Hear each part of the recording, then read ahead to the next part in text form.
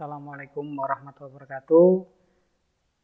Selamat pagi dan salam sejahtera untuk kita semuanya. Kembali di sini Pak Kholik, pembelajaran Bahasa Indonesia kelas 8. Semoga kalian tetap semangat belajar ya anak semuanya. Sebelum belajar, mari kita berdoa bersama. Semoga mendapatkan ilmu yang bermanfaat. Berdoa dipersilakan. Selesai. Terima kasih anak-anakku semuanya. Di sini Pak Kholik akan menyampaikan materi tentang menulis teks berita. Ini bagian terpenting dari kompetensi ini, yaitu menguji kita untuk mengolah kata, kemudian menyusun kalimat dan sebagainya akan terlihat dari teks berita yang kita susun nanti. Tentunya kalian sudah siap ya untuk belajar ini.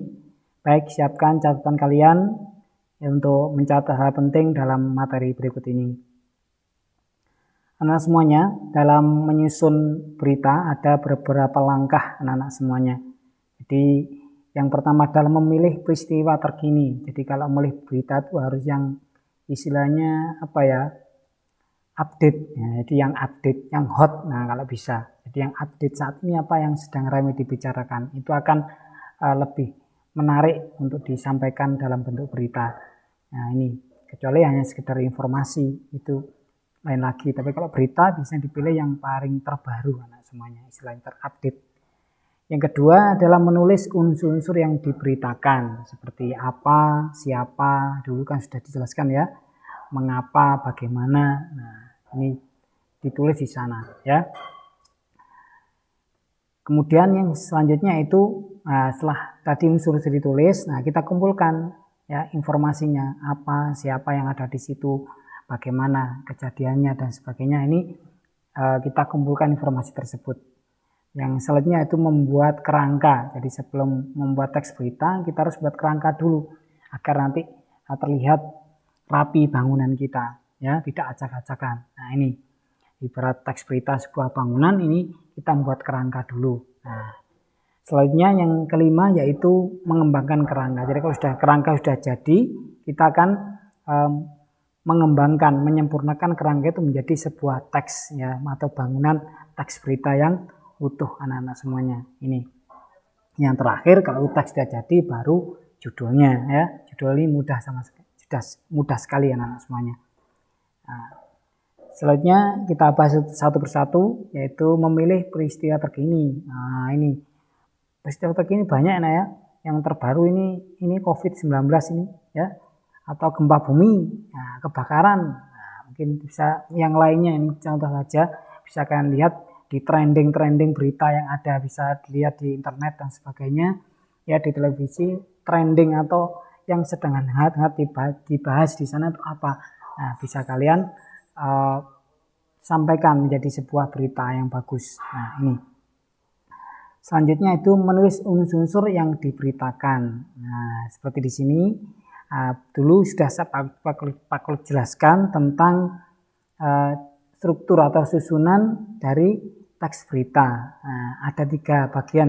Bagian pertama adalah teras atau lead berita atau kepala berita, dulu pernah saya jelaskan, atau kepala berita. Di sini ya ada peristiwa apa yang terjadi, di mana, kapan, dan siapa yang terlibat dalam peristiwa tersebut. Ini menjadi teras atau lembar utama atau bagian utama atau paragraf utama di bagian atas sendiri, biasanya seperti itu, atau kepala berita.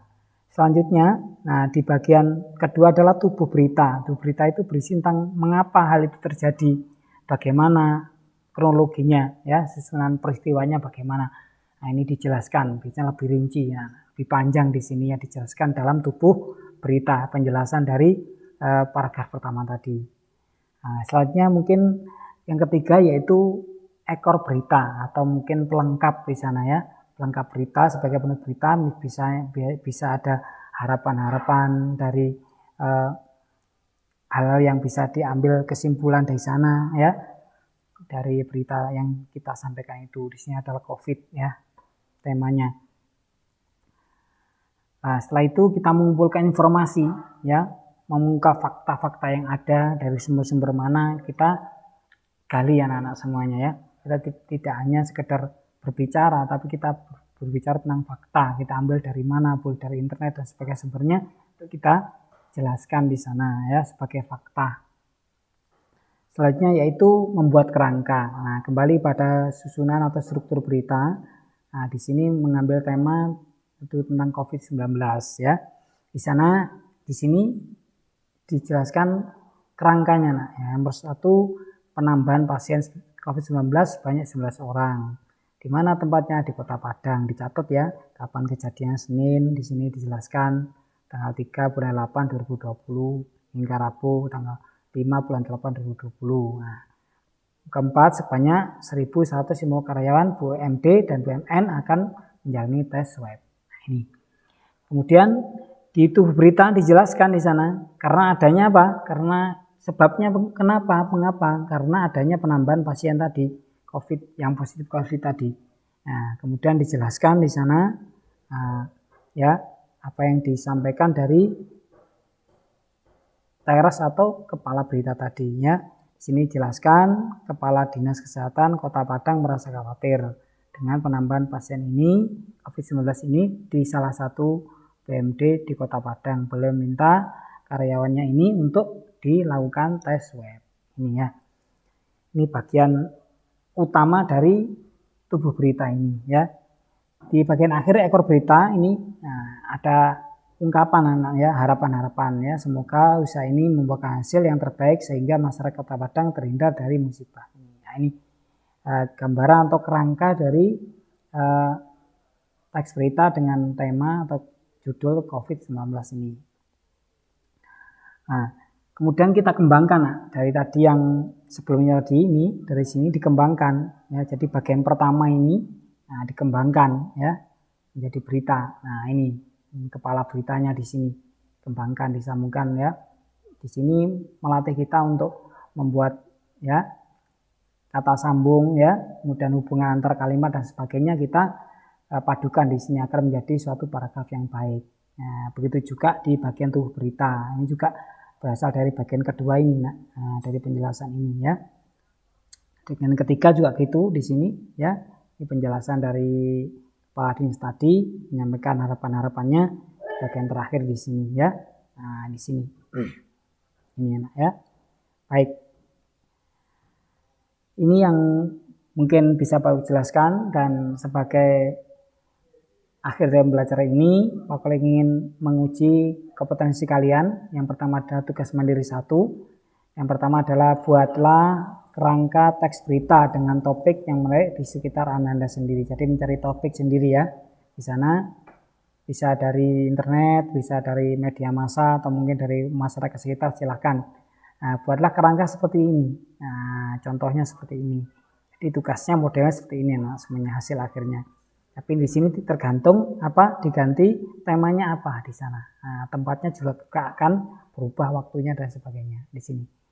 Nah, ditulis di buku tugas, setelah itu difoto dan diupload pada link atau form tugas yang disampaikan gurumu. Jadi nanti di dalam video ini akan Pak Koi sampaikan link tugas mandiri ini, mana yang harus kalian sampaikan dan tempat untuk mengupload tugas ini. Gitu anak-anak ya.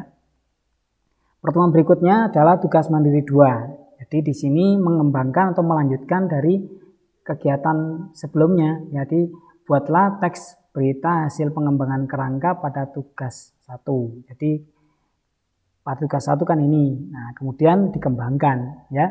Dikembangkan. Nah, yang tugas mandiri 2 ini bentuknya nanti sudah berupa teks seperti ini anak-anak ya. Jadi berupa teks sudah teks jadi ya. Jadi dari kerangka tadi dikembangkan menjadi teks berita ya. Nah, seperti biasa ditulis di buku tugas, setelah itu difoto dan diupload, dikirim pada link atau form tugas yang disampaikan oleh guru. Nah, ini 2 tugas ini untuk udah pertemuan anak semuanya ya. Semoga kalian bisa memahami, dan jika ada pertanyaan nanti bisa disambung lewat WA group yang Pak Kolek sampaikan. Demikian yang Pak Kolek sampaikan. Terima kasih. Sampai jumpa dan semangat belajar ya. Semoga kalian bisa meraih prestasi. Sekian, wassalamualaikum warahmatullahi wabarakatuh.